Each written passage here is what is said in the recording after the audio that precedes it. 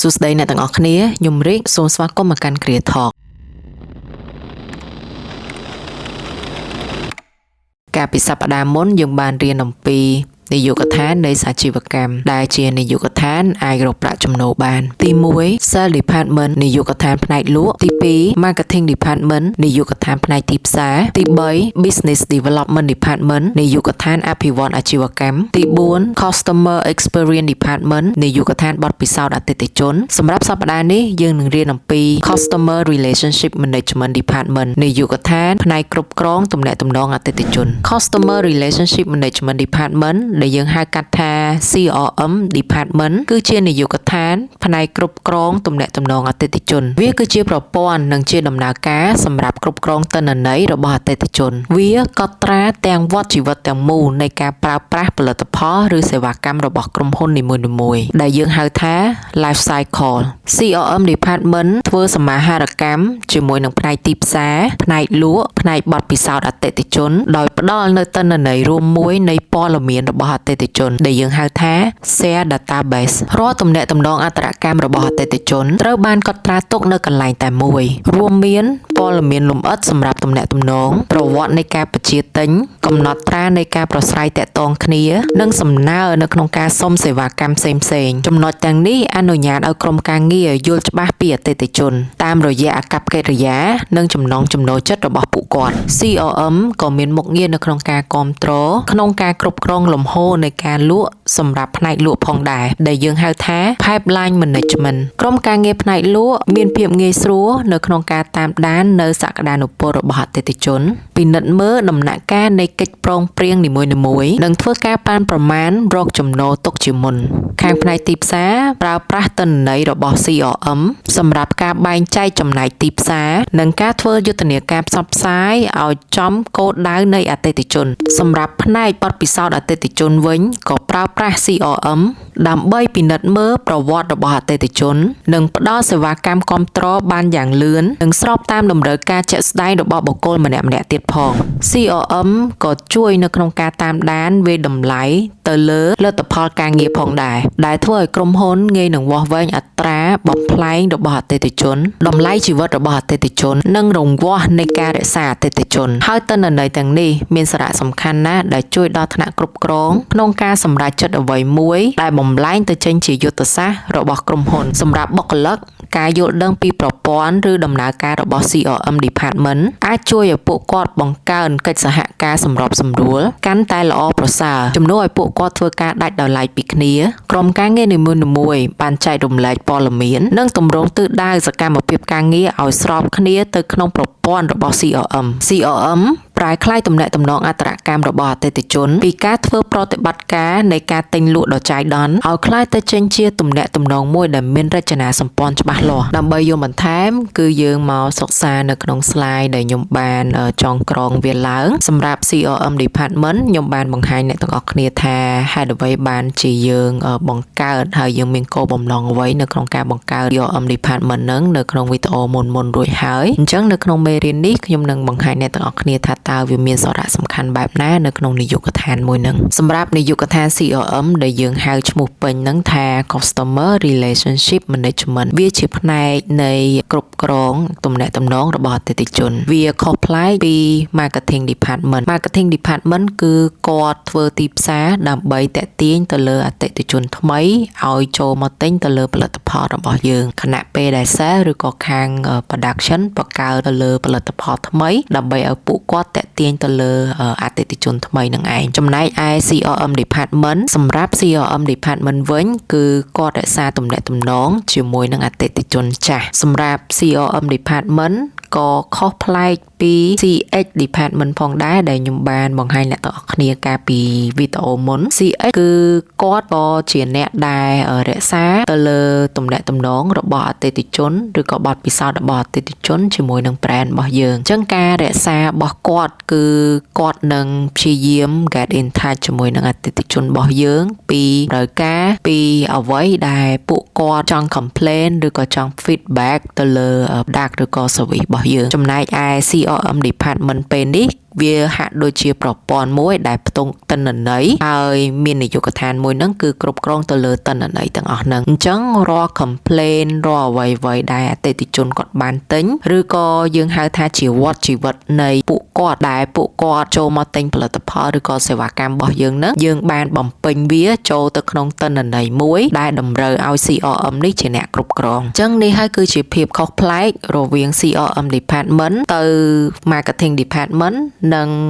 ខាង CX department សម្រាប់ CRM department នេះដែរគឺគាត់មានតួនាទីនៅក្នុងការគ្រប់គ្រងការអភិវឌ្ឍនិងការធ្វើយ៉ាងណាឲ្យតម្លៃរបស់អតិថិជនដែលគាត់ជាអតិថិជនចាស់របស់យើងនឹងមានទំនាក់ទំនងល្អជាមួយនឹងអាជីវកម្មឬក៏ក្រុមហ៊ុនរបស់យើងតាមរយៈការដែលគាត់ទិញម្ដងហើយម្ដងទៀតការដែលគាត់ស្មោះត្រង់ជាមួយនឹង brand របស់យើងហើយនឹងការដែលគាត់ស្រឡាញ់ជាមួយនឹង brand របស់យើងផងដែរអញ្ចឹង CRM នេះវាមិនមែនជា customer service ដែលជា front line ដែលពួកគាត់ទទួលភ្ញៀវតបផ្ទាល់ជាមួយនឹងអតិថិជននោះទេ CRM វាគឺជាទិន្នន័យដែលនៅចុងគេបង្អស់ដែលរក្សាទិន្នន័យរបស់អតិថិជនក្រោយពេលដែលពួកគាត់បានទិញផលិតផលនិងសេវាកម្មរបស់យើងរួចហើយខ្ញុំអាចនិយាយបានថា CRM វាហាក់ដូចជាបញ្ញានៃផ្សព្វផ្សាយពាណិជ្ជកម្មដែលគេហៅថា commercial intelligence ណាអញ្ចឹងវាជាភាពបូករួមជាមួយនឹងបញ្ញានៅការផ្សព្វផ្សាយពាណិជ្ជកម្មនឹងជាមួយនឹងទស្សនៈនៃការរក្សាទំនាក់ទំនងជាមួយនឹងអតិថិជនបូកចូលគ្នាគឺវាคล้ายទៅចេញជា CRM department នឹងអញ្ចឹងដើម្បីបញ្យល់កាន់តែច្បាស់ខ្ញុំអាចឧទាហរណ៍បានថាបើសិនជាផ្នែកបទពិសោធន៍អតិថិជនដែលយើងហៅថា CX department Customer Experience Department ណាបើសិនជាគាត់មានតួនាទីនៅក្នុងការ focus ទៅលើអារម្មណ៍របស់អតិថិជនណាអញ្ចឹង CRM នេះ Customer Relationship Management នេះគាត់នឹង focus ថាតើ customer នឹងមានបុគ្គលិកលក្ខណៈបែបម៉េចហើយតើគាត់នឹង generate value របៀបម៉េចជាមួយនឹង product និង service របស់យើងអញ្ចឹងនៅពេលដែលគាត់ទិញលើកដំបូងនៃផលិតផលរបស់យើងហើយខាង CX department គាត់ទទួលបាន feedback ពីមនុស្សម្នាក់នឹងហើយគាត់ដឹងថាមនុស្សម្នាក់នឹងមានអារម្មណ៍បែបម៉េចហើយអញ្ចឹងគាត់ខាង CRM នេះគាត់នឹងសិក្សាបន្តទៀតថាតើអតិថិជននឹងមានអត្តចរិតបែបណាបុគ្គលិកលក្ខណៈបែបម៉េចការសម្រេចចិត្តរបស់គាត់បែបម៉េចហើយវដ្តជីវិតនៃការទិញរបស់គាត់ប្រហែលខែបានគាត់មកទិញរបស់យើងម្ដងទៀតអញ្ចឹងនេះគឺជាការសិក្សាបន្ថែមដែល CRM គាត់នឹងរក្សាទិន្នន័យមួយនឹងជាប្រព័ន្ធដើម្បីឲ្យនាយកដ្ឋានផ្សេងៗស្វែងយល់ពីអតិថិជនរបស់ក្រុមហ៊ុនយើងដូច្នេះ CRMគឺជានាយកដ្ឋានមួយដែលពំនាំទៅលើអតិថិជនរបស់យើងនឹងឲ្យคล้ายទៅជាអតិថិជនដែលមានតម្លៃដែលពួកគាត់ទិញទៅលើផលិតផលសេវាកម្មរបស់យើងនឹងយូរអង្វែងទី2គឺគាត់រក្សាទិន្នន័យទៅលើអតិថិជនរបស់យើងទី3គាត់ជាបុគ្គលម្នាក់ដែលជួយ support ទិន្នន័យទាំងអស់ហ្នឹងហើយសិក្សាជាមួយនឹងផ្នែកទីផ្សារនិងផ្នែកលក់ដើម្បីយល់បន្ថែមពីអតិថិជនរបស់យើងហើយខ្ញុំអាចឧទាហរណ៍មួយទៀតបានថា marketing ហើយនិង sales គាត់ attract ទៅលើ new customer អញ្ចឹងនៅពេលណាដែលយើងដឹងទិន្នន័យថាបុគ្គលិកលក្ខណៈមនុស្សបែបម៉េចដែលទិញផលិតផលរបស់យើងបើសិនជាខ្ញុំឲ្យជា color យើងមាន 4-5 color លឿងក្រហមបៃតងខ្មៅចឹងចុះអញ្ចឹងយើងដល់ពេលដែលយើងបានទិន្នន័យនៃអតិថិជនរបស់យើងដឹងថា color នៃបុគ្គលិកលក្ខណៈរបស់មនុស្សមួយណាដែលអាសាទិញអញ្ចឹងគាត់នឹងរកឃើញថាប្រហែលជាមានបៃតងក្រហមខ្មៅពីរទៀតអត់សូវចាប់អារម្មណ៍ជាមួយយើងទេអញ្ចឹងបើសិនជាយើងដឹងថាទិន្នន័យនៃ3 color ហ្នឹងអាសាទិញនោះវានឹងមានភាពងាយស្រួលក្នុងការផ្ដល់ទិន្នន័យហ្នឹងទៅខាងផ្នែកលក់និងផ្នែកទីផ្សារដើម្បីឲ្យគាត់ធ្វើវិធីសាស្ត្របែបណា attract ទៅលើ3 color នៃបុគ្គលិកលក្ខណៈរបស់អតិថិជនដែលថ្មីអញ្ចឹងជាធម្មតានៅក្នុងទីផ្សារវានឹងមានភាគរយថាមនុស្សដែលក្រហមមានប្រមាណភាគរយមនុស្សដែលលឿងមានប្រមាណភាគរយអញ្ចឹងយើងនឹងទទួលទិន្នន័យជារួមនៃប្រជាជនកម្ពុជារបស់យើងមានប្រមាណលានអ្នកហើយប្រមាណអ្នកនៅក្នុងក្រហមហើយនៅក្នុងក្រហមនឹងប្រមាណភាគរយដែលកំពុងតែប្រើប្រាស់ទៅលើ product របស់យើងហើយអ្នកណាខ្លះដែលមិនទាន់ចឹងអ្នកដែលមិនទាន់នឹងហើយតើខាង marketing និងខាង sales គាត់ attract អ្នកដែល new customer ហ្នឹងដោយរបៀបណាអញ្ចឹងនៅពេលដែលពួកគាត់មកទិញហើយអស់ color នៃ3ហ្នឹងចូល color 2ទៀតដែលមិនចាប់អារម្មណ៍ជាមួយយើងតើយើងមានវិធីសាស្ត្របែបណាដើម្បីសិក្សាទាំងអស់គ្នាថាតើធ្វើយ៉ាងម៉េចឲ្យ2 color ទៀតចាប់អារម្មណ៍ជាមួយនឹង brand របស់យើងនេះហើយគឺជាទិន្នន័យដែលយើងអាចយកមកសិក្សាបានហើយយើងអាចដឹងច្បាស់ថារាល់ការសម្រេចចិត្តរបស់ក្រុមហ៊ុនវាកាន់តែច្បាស់លាស់ថែមទៀតនៅក្នុងការធ្វើយុទ្ធសាស្ត្រទីផ្សារអូខេអញ្ចឹងតមកទៀតចូលមកចំណុចទី4ដែលយើងដែល CRM នឹងគាត់នឹងធ្វើឲ្យ lifetime value របស់ customer នីមួយៗនឹងមានតម្លៃហើយវាកាន់តែ increase ទៅដោយពួកគាត់ដឹងទិន្នន័យនៃបុគ្គលិកលក្ខណៈរបស់អតិថិជនហើយអញ្ចឹងគាត់ដឹងថាតើគួរតែ trigger គួរតែ convince គួរតែបញ្ចុះបញ្ចូលអតិថិជននឹងបែបម៉េចឲ្យពួកគាត់នៅតែរក្សាទំនាក់ទំនងគ្រប់គ្រងទៅលើទំនាក់ទំនងនឹងរវាងផលិតផលសេវាកម្មហើយនឹងអតិថិជនរបស់យើងចូលមកដល់ទៀតគឺគាត់ក៏មានការរួមចំណែកជាមួយនឹងការ support sale ដោយដែលខ្ញុំមិននិយាយអញ្ចឹងគឺគាត់ធ្វើការយ៉ាងជិតស្និទ្ធជាមួយនឹងខាង sale ខាង marketing ហើយនឹងខាង CX ដែលជាផ្នែកបទពិសោធន៍អតិថិជននឹងហើយបន្ទាប់មកគឺគាត់នឹងធ្វើឲ្យយ៉ាងណាអតិថិជន retention increase បានន័យថាទិញម្ដងហើយម្ដងទៀតដែលគាត់នឹងផ្ដល់ value យើងជាប្រចាំខែថាមួយខែយើងនឹងទទួលបានលុយប៉ុន្មានពីមនុស្សម្នាក់នឹងជាចុងក្រោយគឺ revenue យើងវា grow sustain ហ្មងដែលធ្វើឲ្យនៅពេលណាដែលយើងទទួលទិន្នន័យជាក់ស្ដែងថាបុគ្គលនៃចំនួនភាគរយប្រមាណអ្នកនឹងគាត់ life cycle នៃការទិញរបស់គាត់3ខែទិញម្ដងអញ្ចឹងអាទិន្នន័យទាំងនឹងយើងអាច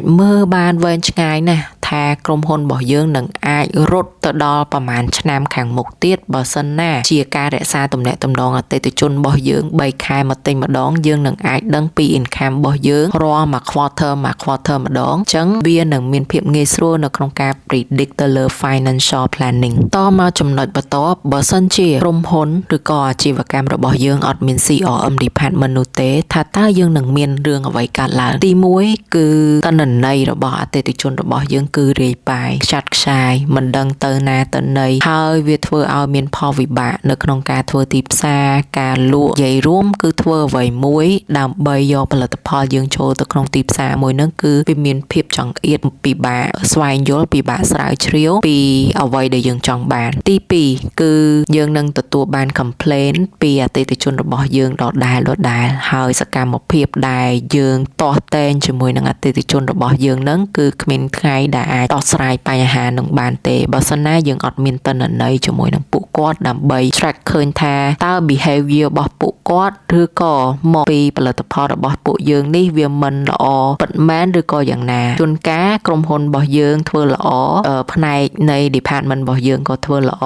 ផលិតផលរបស់យើងក៏មានស្តង់ដារមានគុណភាពដោយឡែកអតិថិជនរបស់យើងមានអត្តចរិតឬក៏បុគ្គលិកលក្ខណៈណាមួយដែលឆេវឆាវគាត់ជាមនុស្សដែលពិបាកនិយាយជាមួយអញ្ចឹងនៅពេលណាដែលយើងដឹងថាមនុស្សនឹងបែបនឹងហើយនៅក្នុងការទិញផលិតផលរបស់យើងនឹងជួបនឹងរឿងទាំងហ្នឹងអញ្ចឹងយើងអាច track មើលឃើញពីវដ្តជីវិតនៃអតិថិជនម្នាក់ហ្នឹងហើយបើសិនជាយើងជួបបញ្ហាជាមួយគាត់យើងដឹងថាយើងដោះស្រាយរបៀបម៉េចក៏ប៉ុន្តែបើសិនជាយើងអត់មានទិន្នន័យទាំងហ្នឹងទេយើងអត់អាចកត់សម្គាល់ទៅលើអតិថិជនរបស់យើងនីមួយៗបាននោះទេនោះយើងនឹងមានចំនួនជាមួយនឹងអតិថិជនដែលអតិថិជននឹងហើយជាអ្នកនាំលុយមកឲ្យក្រុមហ៊ុនរបស់យើងនឹងឯងទី3 spam marketing បើសិនជាយើងមិនអាចកត់សម្គាល់បានទេថាតើយើងអាច attract ទៅលើ new customer ដោយវិធីណានៅពេលណាដែល marketing របស់យើងធ្វើដោយគ្មានការ research ធ្វើដោយគ្មានទិន្នន័យធ្វើដោយគ្មានដឹងថាក្រុមគោលដៅនៃអតិថិជនរបស់យើងជានរណានោះ marketing របស់យើងខ្លះជា spam មួយនៅក្នុង market មួយនឹងដែលគេមើលមក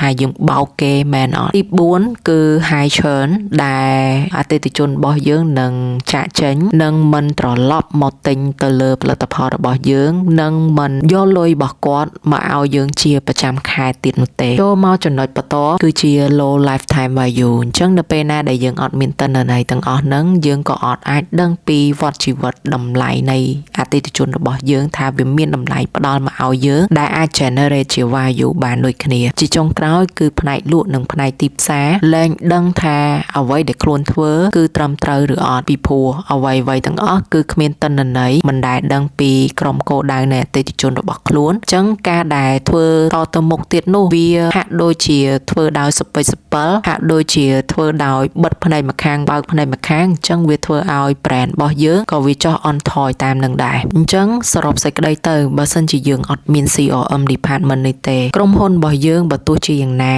គាត់ chasing ទៅលើ new customer attract ទៅលើ new customer មិនក៏ដោយក៏ប៉ុន្តែយើងត្រូវដឹងផងដែរថាចំនួននៃមនុស្សដែល attract ជាមួយនឹង product របស់យើងគឺវាមានចំនួនទូចនៃប្រជាជនទាំងមូលបើសិនណាយើង attract អស់ចំនួនហ្នឹងហើយថាតើយើងគួរ attract អីទៀតពីព្រោះអ្នកដែលបានទិញទៅលើផលិតផលយើងហើយហ្នឹងគឺគាត់លែងមកទិញផលិតផលឬក៏សេវាកម្មយើងទៀតហើយអញ្ចឹងថាតើយើង attract នរណាទៀតនៅក្នុងទីផ្សារមួយហ្នឹងអូខេអញ្ចឹងយើងចូលមក slide បន្ទាប់ដែលជា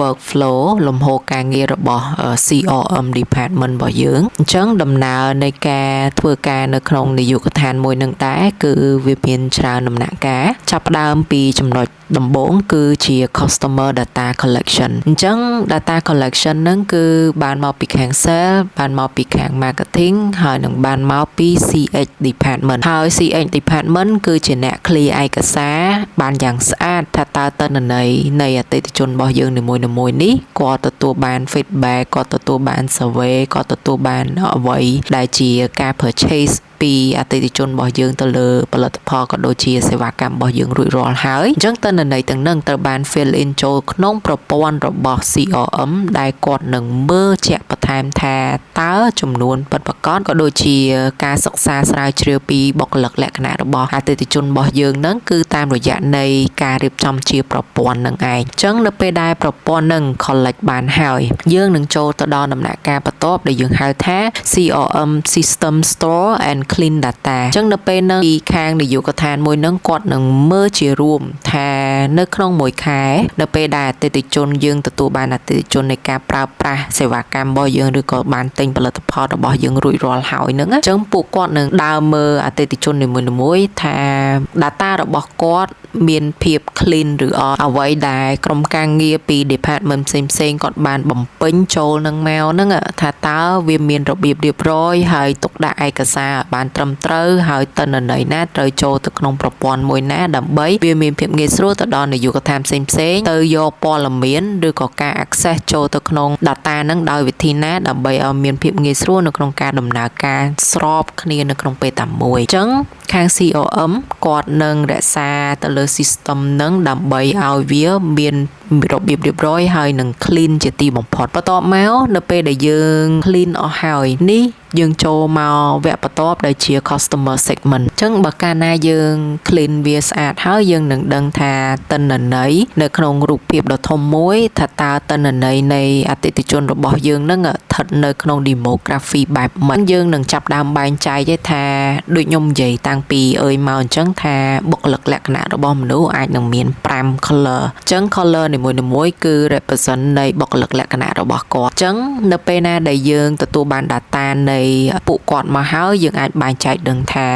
តើអតិថិជននីមួយៗស្ថិតនៅក្នុង color មួយណាអញ្ចឹង color នីមួយៗហ្នឹងយើងនឹងឃើញភាគរយជាក់ស្ដែងថាតើចំនួន people សរុបនៅក្នុងស្រុកខ្មែរហើយចំនួនដែលយើងទទួលបានដែលគាត់កំពុងតែប្រើប្រាស់ទៅលើផលិតផលរបស់យើងហ្នឹងតើមានចំនួនប៉ុន្មានគាត់នឹងបែងចែកឃើញហើយគាត់នឹង study វាជាការស៊ីជម្រៅមួយថាតើ demography របស់គាត់តាំងពីអាយុតាំងពី behavior តាំងពី occupation ការងារដែលគាត់ធ្វើការជាប្រចាំថ្ងៃ ស្នូលនៃចំណូលរបស់គាត់ឬក៏ជីវភាពគ្រួសាររបស់គាត់មានគ្រួសារប្រមាណអ្នកហើយគាត់មានប្រាក់ចំណូលប្រមាណគាត់នឹងសិក្សា detail ទៅលើ demography ឬក៏ biography របស់គាត់នឹងអញ្ចឹងនៅពេលណាដែលយើងដឹងពី segment ទាំងអស់នឹងហើយក្នុងនាមជា department នៃ CRM នឹងគាត់នឹងចូលដល់ដំណាក់កាលមួយទៀតដែលយើងហៅថា campaign planning យើងតែងតែមានយុទ្ធនាការហើយយុទ្ធនាការទាំងហ្នឹងគឺបែងចែកខុសៗគ្នាយុទ្ធនាការខ្លះគឺធ្វើឡើងចេញពីនាយកដ្ឋាន marketing ដែលគាត់ គាត់ធ្វើ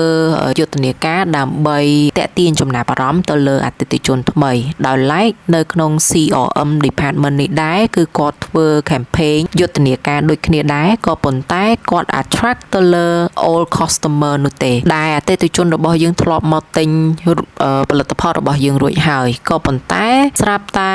មានពេលវេលាណាមួយដែលយើងមើលឃើញទីផ្សារថាហេតុអ្វីក៏អតិថិជនរបស់យើងលែងចាប់អារម្មណ៍ជាមួយយើងទៀតចឹងអញ្ចឹងដែលធ្វើឲ្យហេតុនៃនាយកដ្ឋាន CRM គាត់ត្រូវបង្កើតនៅយុទ្ធនាការមួយចំនួននេះខ្ញុំឧទាហរណ៍ប្រាប់អ្នកទាំងអស់គ្នាអាចនឹងមានជា event តូចមួយដូចជា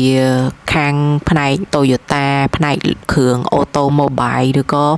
យានយន្តជំនិះរបស់យើងហ្នឹងខ្ញុំអាចឧទាហរណ៍អ្នកទាំងអស់គ្នាអញ្ចឹងក្រុមហ៊ុនដែលលក់ឡានឬក៏ជារៀងរាល់product ដែលចូលថ្មីយើងតែងតែតាក់ទងទៅអតិថិជនចាស់របស់យើងដើម្បីចូលរួមទៅក្នុង event របស់យើងនឹងឲ្យស្វែងយល់ពីផលិតផលថ្មីឬក៏បង្កើនទំនាក់ទំនងជាមួយគាត់ម្ដងទៀតនៅក្នុង event មួយដែលយើងផ្ដល់ទៅលើម្ហូបឲ្យគាត់ញ៉ាំ free ទឹក free ហើយអ្នកមកទីនេះគ្រាន់តែមក enjoy dinner ជាមួយពួកយើងក្នុងរវាងជាក្រុមហ៊ុន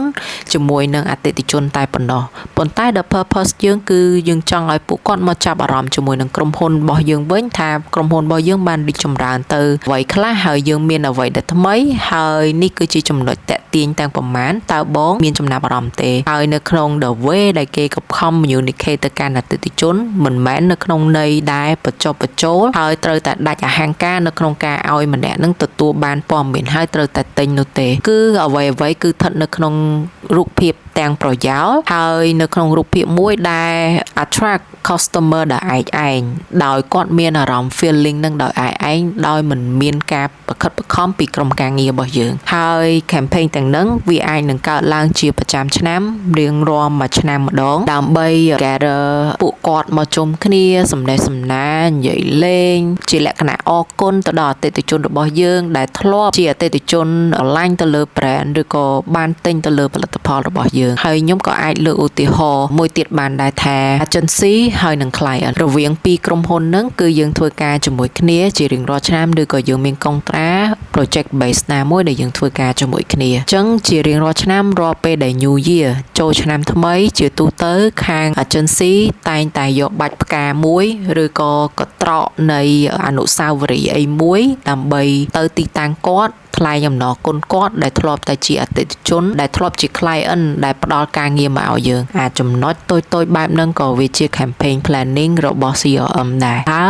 គាត់ត្រូវធ្វើយ៉ាងណាដើម្បីរក្សាទំនាក់ទំនងជាមួយនឹងអតិថិជនចាស់របស់យើងចូលមកទៀតគឺ CRM execution នឹងឯងអញ្ចឹងអា planning នៃ idea ដែលខ្ញុំបាននិយាយមិញហ្នឹងនៅពេលណាដែលយើងរៀបចំរួចរាល់ហើយគឺពួកគាត់ទៅ execute ចាប់ផ្ដើមទិញកម្រងការផ្ញើជូនទៅ client ឬក៏ចាប់ផ្ដើមរៀប event ដើម្បី thank you ទៅលើអតិថិជនរបស់យើងអញ្ចឹង happen ទៅលើ event នឹងឡើងហើយនៅក្នុងថ្ងៃនឹងដែរខាង CRM ក៏មានតួនាទីនៅក្នុងការទទួល feedback ពីពួកគាត់ផងដែរដើម្បីយកពេលវេលាមួយនឹងជាឱកាសនៅក្នុងការសំណេះសំណាលជាមួយពួកគាត់ម្ដងទៀតនៅពេលដែលពួកគាត់និយាយអស់ហើយរាល់ feedback រាល់ការសំណេះសំណាលទាំងហ្នឹងមិនមែនជាការសំណេះសំណាលធម្មតានិយាយឲ្យបំភ្លេចចោលណា event នីមួយៗ campaign នីមួយៗគឺសុទ្ធតែមានតម្លៃនៅក្នុងការរក្សាទិន្នន័យនៃ conversation ដែលគាត់បាននិយាយជាមួយអតិថិជននៅក្នុង event មួយហ្នឹងបន្ទាប់មកគាត់នឹងទទួលបាន feedback ទាំងហ្នឹងហើយគាត់នឹងបញ្ចូលមកវិញបកទៅចំណុចដើមវិញមូលហេតុអីបានយើងធ្វើ event ហ្នឹងឡើងនោះគឺដោយសារតែនៅក្នុងរយៈពេលដែលយើងកំពុងតែដំណើរការនៃក្រុមហ៊ុនឬក៏ផលិតផលរបស់យើងចូលថ្មីនោះយើងមានអារម្មណ៍ថាអតិថិជនចាស់របស់យើងហាក់ដូចជាមិនមកទិញរបស់យើងវិញសោះនេះហើយគឺជាដើមហេតុនៃការធ្វើ event នឹងឡើងហើយយើងសំណេះសំណាលជាមួយគាត់នៅក្នុងពេលវេលាឱកាសមួយហ្នឹងដើម្បីទទួល feedback ពីគាត់ថាមូលហេតុអី3ខែមុនហ្នឹងបងអត់មកទិញខ្ញុំទៀតចឹងភាសាលេងសើចក៏ប៉ុន្តែយើងទទួលបានទិន្នន័យជាច្រើនដែលយើងគួរតែគិតសារឡើងវិញថាតើយើងគួរតែធ្វើអ្វីបន្ថែមដើម្បី attract ពួកគាត់ឲ្យពួកគាត់ត្រឡប់មកវិញអញ្ចឹងនៅពេលណាដែលគាត់ទទួលទិន្នន័យទាំងអស់ហ្នឹងហើយគាត់នឹងចាប់ផ្ដើមចូលដំណាក់កាលបន្ទាប់ដែលជា analysis reporting ដែលគាត់យក report ទាំងប្រមាណនៃក្រុមការងារដែលពួកគាត់ដើរសំណេះសំណាលមួយអតិថិជននៅក្នុង event មួយហ្នឹងយកមកមើលមួយហើយវិនិច្ឆ័យមើលថាតើមូលហេតុអ្វីមានអីដែលខកអត់ឡានដែលខ្ញុំបានលក់ឲ្យអតិថិជនម៉ាកមួយនេះមានមនុស្សប្រមាណអ្នកដែលបានចូលរួមនៅក្នុង event ហ្នឹងមាន6នាក់នៅក្នុងចំណោម10នាក់មានអារម្មណ៍ថាបន្ទាប់ពីប្រើប្រាស់នឹងហើយវាមិនល្អសោះនេះហើយគឺជាចំណុចដែលយើងគួរតែយកមកវិនិច្ឆ័យវិភាគសាឡើងវិញថាដើមហេតុមកពីអ្វីផលិតផលរបស់យើងសេវាកម្មរបស់យើងឬក៏បំណែកណាមួយនៃយានយន្តរបស់យើងដែលយើងផ្ដល់ឲ្យអតិថិជនវាមិនគ្រប់គ្រាន់មិនមានស្តង់ដារមិនមានគុណភាពណាមួយដែលធ្វើឲ្យអតិថិជនគាត់សប្បាយចិត្តដែលជាមូលហេតុគាត់លែងមកប្រើប្រាស់របស់យើងឬក៏លែងមកទិញថ្មីទៅលើផលិតផលថ្មីរបស់យើងអញ្ចឹងនៅពេលដែលគាត់ analyze ហើយគាត់ដឹងមូលហេតុហើយអញ្ចឹងគាត់ចូលមកចំណុចបន្ទាប់ដែលជា optimization គាត់នឹងរៀបយុទ្ធសាស្ត្របែបណាជាមួយនឹងយុគដ្ឋានផ្សេងៗដែលគាត់ធ្វើការជិតស្និទ្ធជាមួយនឹងផ្នែកលក់ផ្នែកទីផ្សារហើយនឹងផ្នែក CX department ហ្នឹងដើម្បីមាន meeting ជា internal មួយហើយយើងយល់ច្បាស់ពី root cause ថាតើវាកាត់ឡើងពីចំណុចណាមួយដែលធ្វើឲ្យអតិថិជនយើងនឹង lose interest ទៅលើយើងសម្រាប់អតិថិជនចាស់អញ្ចឹងនៅពេលដែលពួកគាត់ gather information គាត់ finalize ទៅលើអស់នឹងហើយគាត់នឹងរៀបវាសាដើមឡើងវិញដែលវាត្រឡប់ទៅជុំដើមវិញ comparing between data ដំបូងហើយនិង data ចុងក្រោយថាតើចំណុចដែលរសើបនៅក្នុងការកែប្រែនោះគឺជាអ្វីអញ្ចឹងវានឹងត្រឡប់មកធាតុដើមវិញដើម្បីធ្វើយ៉ាងណាឲ្យមាន campaign បន្ទាប់ដើម្បីធ្វើយ៉ាងណាឲ្យផ្នែកទីផ្សារឬក៏ផ្នែកលក់ដូរវិធីសាស្ត្របែបណានៅក្នុងការនិយាយទៅកាន់អតិថិជនចាស់អញ្ចឹងនេះគឺជា workflow ឬក៏លំហូរការងាររបស់ CRM department អូខេអញ្ចឹងឥឡូវយើងចូលមក slide បន្ទាប់ដែលជា create ladder overview នៃ department របស់ CRM ដែលយើងហៅថាផ្នែកគ្រប់គ្រងទំនាក់ទំនងអតិថិជនអញ្ចឹងនៅក្នុង entry level របស់យើងគឺយើងឃើញមាន position 2ទី1គឺ CRM assistant ហើយនិង CRM officerសម្រាប់ CRM assistant គឺជាមុខងារមួយដែលនៅ front line ហើយគាត់ជួយ support ទៅលើ team ក្រុមការងារនាយកដ្ឋានរបស់គាត់ទាំងមូលនៅក្នុងការរក្សាទៅលើ data របស់អតិថិជនគាត់ជាអ្នកទុកដាក់ទៅលើឯកសារទាំងអស់ហ្នឹងរក្សានៅកន្លែងដែលមានរបៀបរៀបរយហើយនឹងងាយស្រួលនៅក្នុងការស្វែងរកអញ្ចឹងគាត់ជាអ្នក maintain ទៅលើ customer data ហ្នឹងហើយគាត់ក៏ជាអ្នកដែលជាជំនួយការនៃមេរបស់គាត់នៅក្នុងការ execute ទៅលើ campaign មួយចំនួនចុះ assist ចុះ on-site ដើម្បី run campaign អស់នោះហើយប្រមូលទិន្នន័យនៃការសំណេះសំណាលរបស់អតិថិជននោះឲ្យស្ថិតនៅក្នុងការកត់ត្រាទៅលើទិន្នន័យទាំងអស់នឹងដូចគ្នាហើយបូករួមជាមួយនឹង preparing ទៅលើការធ្វើ report ហើយធ្វើយ៉ាងណាឲ្យប្រព័ន្ធនៃ CRM របស់យើងនឹងវា run smoothly អត់ឲ្យវាមានបញ្ហាណាមួយកើតឡើងដែលជានៅក្នុងពេលដែលយើងដំណើរការជាប្រចាំថ្ងៃនោះទេអញ្ចឹង CRM assistant វាប្រៀបបានដូចជាអ្នកដែលធ្វើឲ្យ data ប្រព័ន្ធទិន្នន័យរបស់នៃការរក្សាទិន្នន័យរបស់អតិថិជននឹងវាបានល្អហើយវាប្រៀបបានដូចជាឆ្អឹងខ្នងមួយនៅក្នុងការទប់ទសមូលដ្ឋានគ្រឹះនៃនាយកដ្ឋាន CRM នឹងមួយអញ្ចឹងនេះគឺជាការងាររបស់គាត់ហើយសម្រាប់ officer វិញគាត់មានតួនាទីនៅក្នុងការ shoot ទៅលើ operation អញ្ចឹងដំណើរការឬក៏ការប្រតិបត្តិការនៅក្នុងនាយកដ្ឋានរបស់គាត់ទាំងមូលហ្នឹងគឺ officer ហ្នឹងគឺគាត់មានតួនាទីមានទំនួលខុសត្រូវទៅលើចំណែកហ្នឹងហើយធ្វើយ៉ាងណាឲ្យ data របស់ customer នីមួយៗហ្នឹងវា accurate បានន័យថាវាត្រឹមត្រូវជាមួយលេខត្រូវជាមួយអក្សរត្រូវជាមួយនឹងបុគ្គលិកលក្ខណៈត្រូវជាមួយនឹងអតិថិជនដែលមានមុខមាត់បែបហ្នឹងគឺគាត់ធ្វើយ៉ាងណាឲ្យdata ទាំងអស់ហ្នឹងវាចំឲ្យត្រូវចំគោលដៅនៃអតិថិជនរបស់យើងអញ្ចឹងគាត់ធ្វើយ៉ាងណាឲ្យ data ទាំងហ្នឹងវា accurate ហើយគាត់ទៅលើការធ្វើ program មួយដែលយើងហៅថា customer lifetime អញ្ចឹងនៅពេលណាដែលយើងទទួលបានអតិថិជនអស់ហើយអតិថិជននីមួយៗគឺសុទ្ធតែមាន lifetime value ថានៅក្នុងមួយ cycle របស់គាត់ហ្នឹងថា តើគាត់នឹងត្រឡប់មកទិញផលិតផលឬក៏សេវាកម្មរបស់យើងប្រមាណដងនៅក្នុងមួយឆ្នាំអញ្ចឹង life cycle មួយហ្នឹងគឺគាត់ support ទៅលើការធ្វើ program ហ្នឹងហើយបន្តមកទៀតគឺគាត់ក៏ make sure ថាយុទ្ធនាការនៅក្នុងការធ្វើហ្នឹងគឺពួកគាត់ធ្វើយ៉ាងណាឲ្យការធ្វើហ្នឹងវា run smoothly វាមានទទួលបាននៅទិន្នន័យឬក៏ទទួលបាននៅ feedback complaint អីទាំងប្រមាណហ្នឹងគឺវា on time ហើយយើងទទួលបានព័ត៌មានជាក់លាក់អញ្ចឹងបានន័យថា CRM officer គឺជាអ្នកដែលគាត់ operate ទៅលើ customer relationship system ហ្នឹងក៏ដូចជា program ផងដែរអញ្ចឹងបន្ទាប់ពី entry level ហ្នឹងគឺយើងឡើងមក immediate level ដែលយើងមាន5 position ទៀតទី1គឺ CRM executive CRM data analyst senior CRM executive CRM campaign specialist ហើយនិង senior CRM analyst អញ្ចឹងសម្រាប់ CRM executive ថាតើគាត់ធ្វើអ្វីគាត់មានតួនាទីនៅក្នុងការរៀបចំផែនការ execute ការ optimize ហើយនឹងការ analyze ទៅលើ CRM program អញ្ចឹងគាត់នឹងរៀបចំ slide ឬក៏ presentation មួយដែលពាក់ព័ន្ធជាមួយនឹង program មួយហ្នឹងនៅពេលណាដែលយើងទទួលទិន្នន័យយើងនឹងរៀបចំថាតើយើងគួរតែធ្វើវិធានការបែបណាឬក៏យុទ្ធសាស្ត្របែបណាដើម្បីតេទៀងទៅលើអតិថិជនចាស់ៗហ្នឹងឲ្យគាត់មកវិញអញ្ចឹងនៅក្នុង department មួយហ្នឹងគេហៅវាថាជា program ដែលធ្វើយ៉ាងណាដើម្បីឲ្យយើង engage ជាមួយនឹង customer យើងហើយធ្វើយ៉ាងណាឲ្យអតិថិជនរបស់យើងនៅតែត្រឡប់មកទិញផលិតផលហើយនឹងសេវាកម្មរបស់យើងហើយយើងវិវត្ត lifetime cycle របស់គាត់នៃការលក់នោះឲ្យក្លាយទៅជា revenue ហើយនឹង value មកដល់ក្រុមហ៊ុនរបស់យើងអញ្ចឹងយើងអាចនិយាយបានថាគាត់គឺជា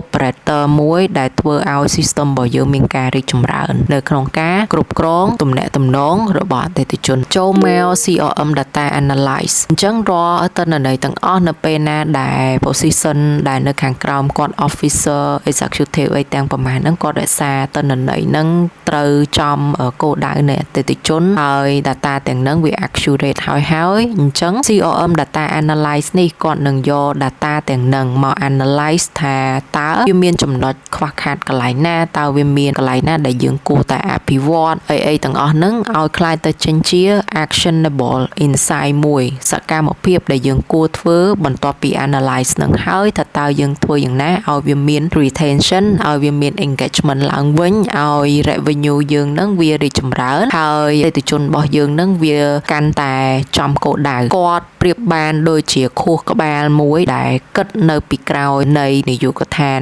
CRM នឹងទាំងមូលហ្មងសម្រាប់ Senior CRM Executive វិញគឺ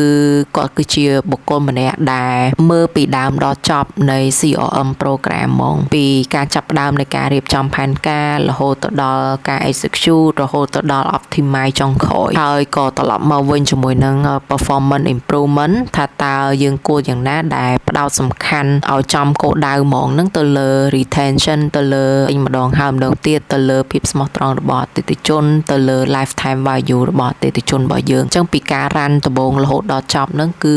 គាត់ oversee គាត់ជាអ្នកចេញ key decision ចេញ key strategy ដើម្បីឲ្យពួកយើង run ទាំងអស់គ្នាអញ្ចឹង role របស់គាត់តែមិនត្រឹមតែ run campaign នឹងទេគឺគាត់ជាអ្នកសម្រេចចិត្តថាអីដែលគួរធ្វើអីដែលមិនគួរធ្វើហើយអីដែលគួរមិនគួរធ្វើនឹងថាតើត្រូវជួសជុលបែបណាហើយត្រូវថ្លឹងថ្លែងថាតើមួយណាវាមាន performance ខ្ពស់អញ្ចឹងនេះគឺជាតួនាទីរបស់គាត់បន្តមកទៀតគឺ CRM campaign specialist ដែលគាត់គឺជាអ្នកទទួលខុសត្រូវទៅលើការ design executing automating ហើយនឹង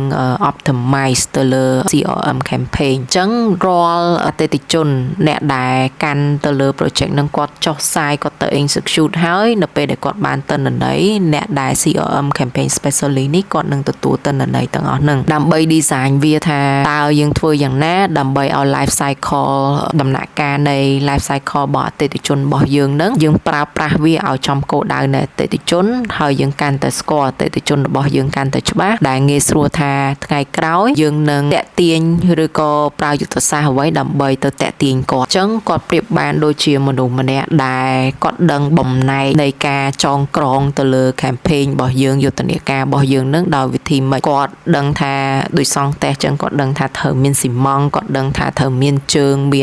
តានមានអីហ្នឹងគឺគាត់ដឹងអាហ្នឹងដើម្បីផ្គុំគ្នាងាយស្រួលបង្កើតនៅ communication បង្កើតនៅពាក្យពេចន៍ទំនាក់ទំនងណាមួយដែលនិយាយទៅកាន់អតិថិជនឲ្យគាត់ងាយស្រួលស្ដាប់ហើយគាត់នឹងតាក់ទាញទៅលើអ្វីដែលយើងចង់ឲ្យគាត់មកទិញផលិតផលហើយនឹងសេវាកម្មរបស់យើងនឹងតមក senior CRM analyze ម្ដងអញ្ចឹងសម្រាប់ position មួយនេះគឺអូនទៅលើអា system នឹងហ្មងអញ្ចឹងបានន័យថាគាត់អ្នកកាន់ណាម៉ាស៊ីននៃប្រព័ន្ធ CRM នឹងហ្មងអញ្ចឹងគាត់នឹងដឹងថាចំនួនទិន្នន័យនៅពេលណាដែលគេមាន tool របស់គេនៅក្នុង department មួយនឹងដែលយើងហៅថា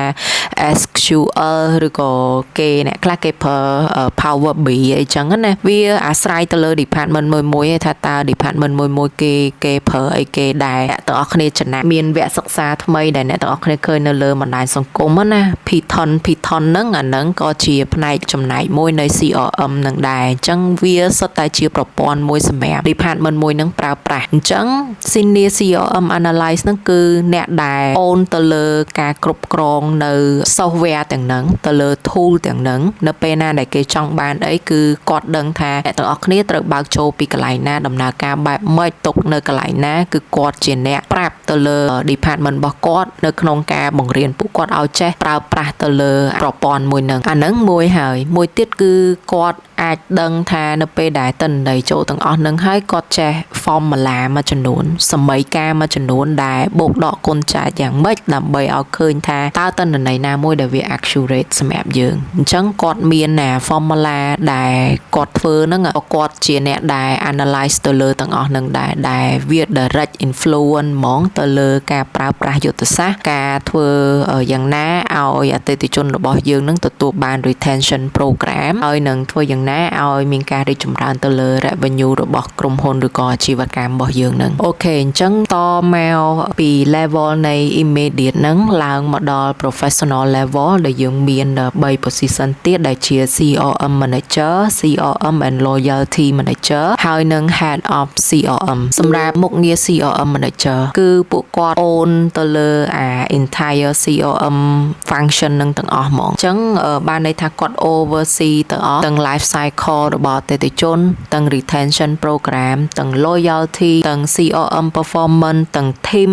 execution របស់គាត់គឺគាត់ oversee tracking ទាំងអស់ធ្វើយ៉ាងណាដើម្បីឲ្យគាត់មានការសម្រេចចិត្តថាតើយើងគួរតែ translate នៃការ communication ទៅកាន់អតិថិជនរបស់យើងក្នុងការមានទំនាក់ទំនងជាមួយគាត់ឲ្យបានល្អហ្នឹងតើយើងធ្វើយ៉ាងម៉េចឲ្យអា conversation ទាំងហ្នឹងคล้ายទៅចេញជា long term revenue មួយមកកាន់ក្រុមហ៊ុនរបស់យើងអញ្ចឹង CRM គឺគាត់គិតពី business goal គាត់គិតពី people គាត់គិតពី system គាត់គិតពី performance អញ្ចឹងនេះគឺជាមនុស្សម្នាក់ដែលគាត់ដឹងពី